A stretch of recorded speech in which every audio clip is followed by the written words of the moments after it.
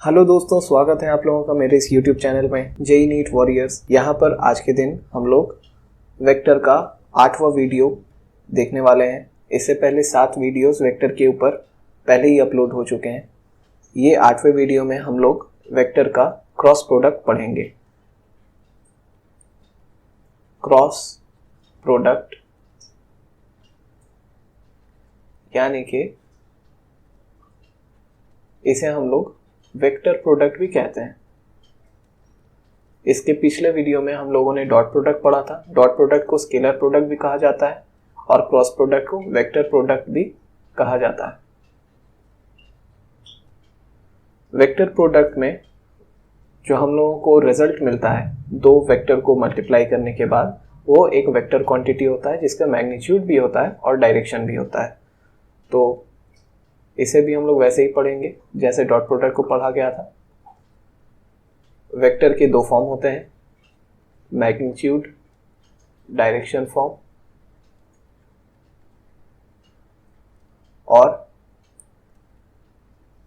Unit vector form यानी आई cap J cap K cap form. तो मान लीजिए पहले हम लोग ये वाली वेक्टर को पढ़ने वाले हैं, ये वाली फॉर्म को पढ़ने वाला है, मैग्नीट्यूड डायरेक्शन फॉर्म को पढ़ने वाला है। मान लीजिए हम लोगों के पास दो वेक्टर दिया हुआ है, वेक्टर ए और वेक्टर बी।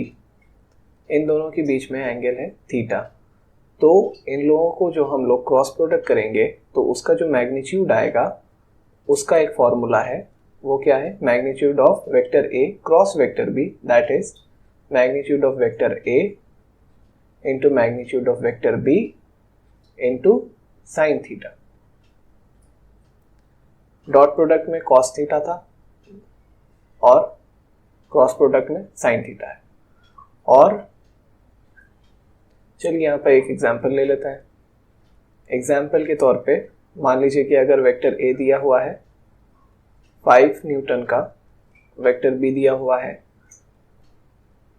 10 न्यूटन का और दोनों का बीच में जो एंगल है वो दिया हुआ है 30 डिग्रीज। तो vector A cross vector B का जो मॉड्यूलस होगा वो क्या होगा? मॉड्यूलस ऑफ वेक्टर ए यानी कि 5 into modulus of vector B यानी 10 इंटू साइन 30 डिग्रीज।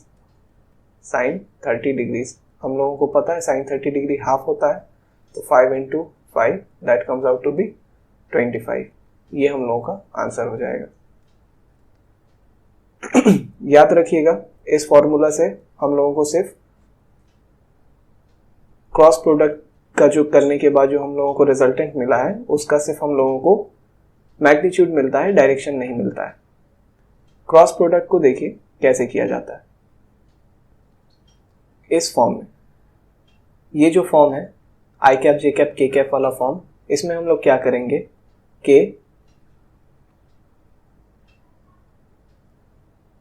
डिटर्मिनेंट निकालना होगा हम लोगों को।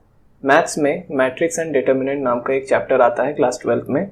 आप लोगों को बस डिटर्मिनेंट निकालने मैं यहाँ पे सिखा रहा हूँ, जो कि आप लोगों को इसमें यूज होगा।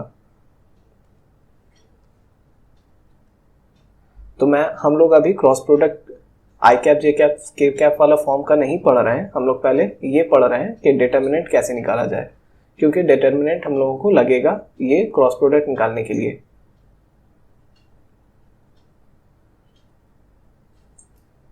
मान लीजिए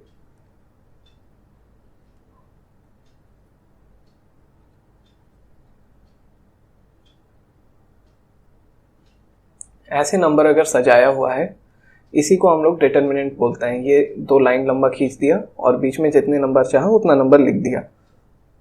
यहाँ पे हम लोग 3/3 पढ़ेंगे यानी कि 3 रो और 3 कॉलम होंगे। तो यहाँ पर ऐसे होगा।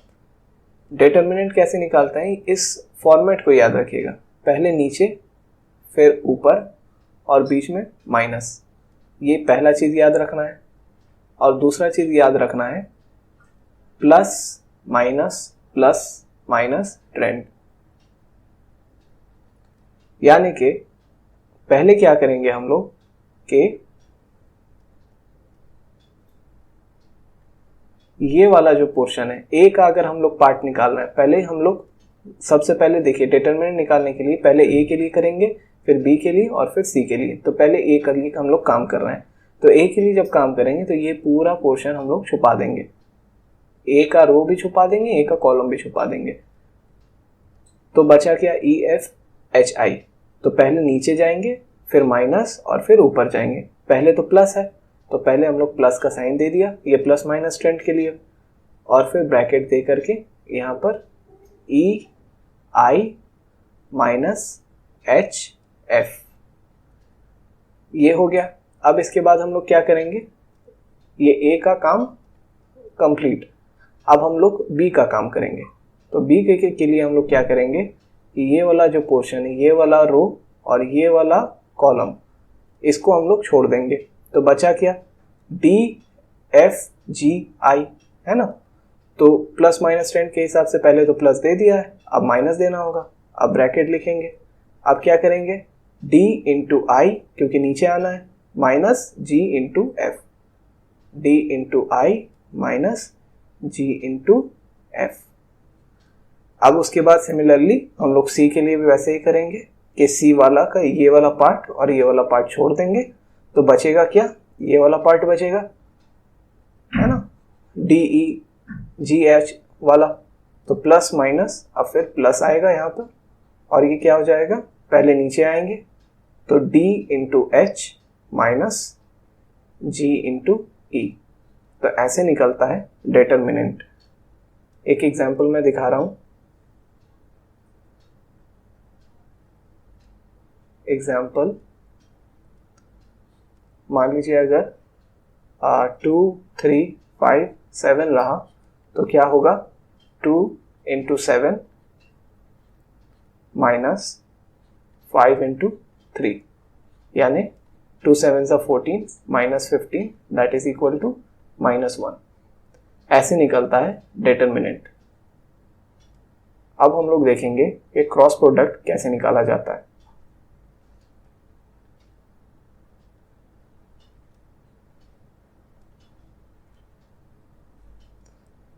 इन आई cap, J cap, K cap format. मान लीजिए वेक्टर ए दिया हुआ है 2 आई कैप प्लस 3 जे कैप माइनस 4 के कैप, और वेक्टर बी दिया हुआ है 7 I cap minus 2 J cap plus 5 K cap.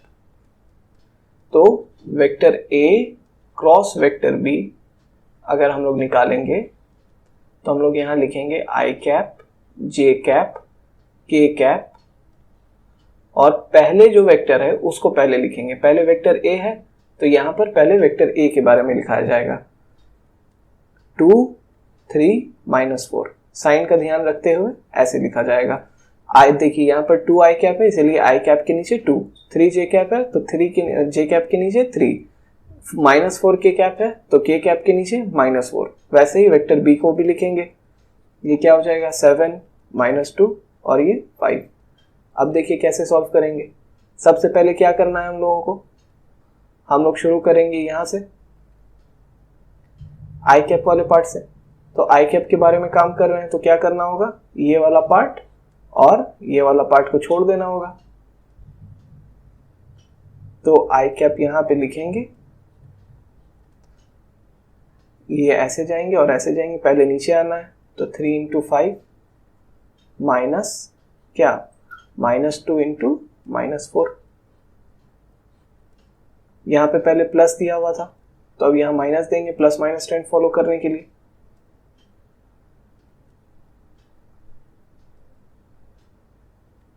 अब जे कैप की बारी, तो यहाँ पर जे कैप के पहले लिख लेंगे और फिर क्या करेंगे, ये पार्ट को और ये पार्ट को छोड़ देंगे। बचा क्या, ये वाला। तो यहाँ पे क्या लिखाएगा, 2 इंटू 5 पहले नीचे आए माइनस 7 इंटू -4, ये ऐसे हो गया प्लस माइनस। अब फिर यहाँ पर प्लस का ट्रेंड आएगा। अब फिर यहाँ पर देखिए के के बारे में जब करेंगे तो ये छूटेगा और ये छूटेगा तो ये वाला पार्ट बच जाएगा। तो प्लस के cap into 2 into -2 minus 7 into 3, तो ये क्या हो गया, 15 माइनस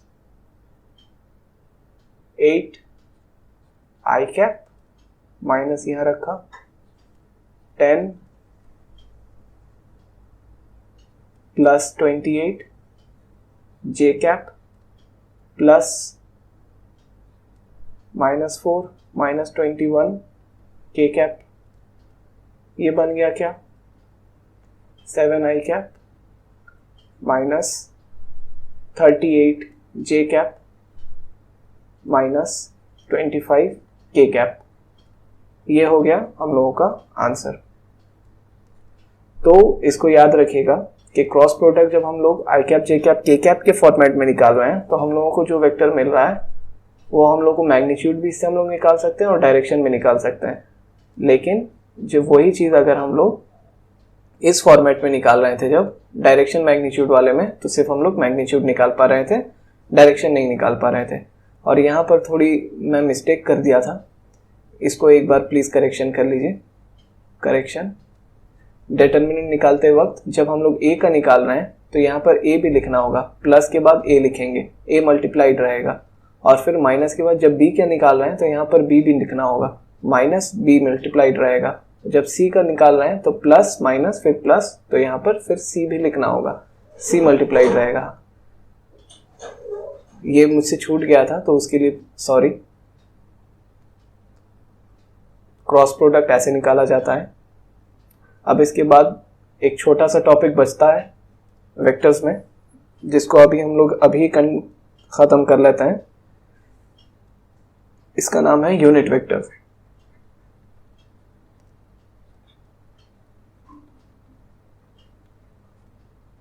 यूनिट वेक्टर्स क्या होता है? यूनिट वेक्टर वो वेक्टर होता है जिसका मैग्नीट्यूड जो होता है वो हमेशा 1 होता है और जो डायरेक्शन होता है वो कुछ भी हो सकता है। तो पहले ही बता चुका हूं कि x के डायरेक्शन में जो होता है, पॉजिटिव x के डायरेक्शन में वो आई कैप होता है, पॉजिटिव y के डायरेक्शन में होता है जे कैप और पॉजिटिव z के डायरेक्शन में होता है के कैप। लेकिन क्वेश्चन कैसा आएगा? क्वेश्चन आएगा फाइंड अ यूनिट वेक्टर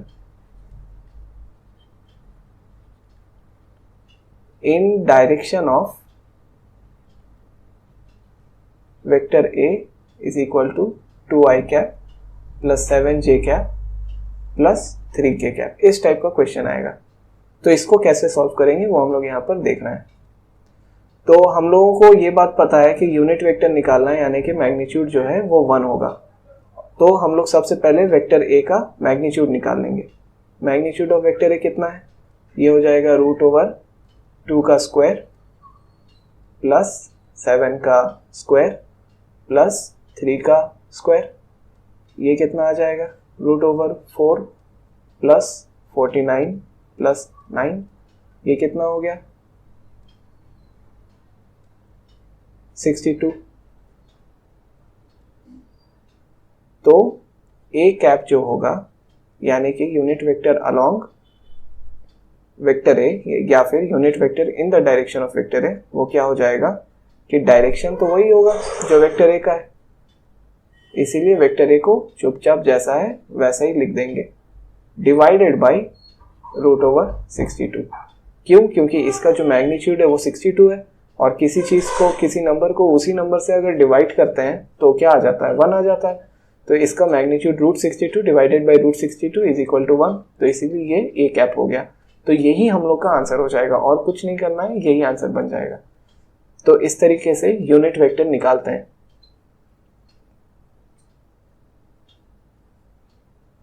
तो इस वीडियो में हम लोगों ने क्रॉस प्रोडक्ट के बारे में पढ़ लिया और यूनिट वेक्टर्स के बारे में पढ़ लिया। तो इसी के साथ हम लोगों का वेक्टर का ये सीरीज़ ख़त्म होता है। वेक्टर के सारे वीडियोस इसमें अपलोड कर दिए गए हैं। इसके बाद हम लोग नेक्स्ट चैप्टर यानी कि काइनेमैटिक्स में जाएंगे। काइनेमैटिक्स के बारे में हम लोग पढ़ेंगे। अगर वीडियोस अच्छे लगें तो प्लीज़ इसे लाइक और कमेंट कीजिए, और अगर चैनल अच्छा लग रहा है तो प्लीज़ हम लोगों के साथ जुड़े रहिए, इस चैनल को सब्सक्राइब कीजिए। मिलते हैं नेक्स्ट वीडियो में, तब तक के लिए गुड बाय।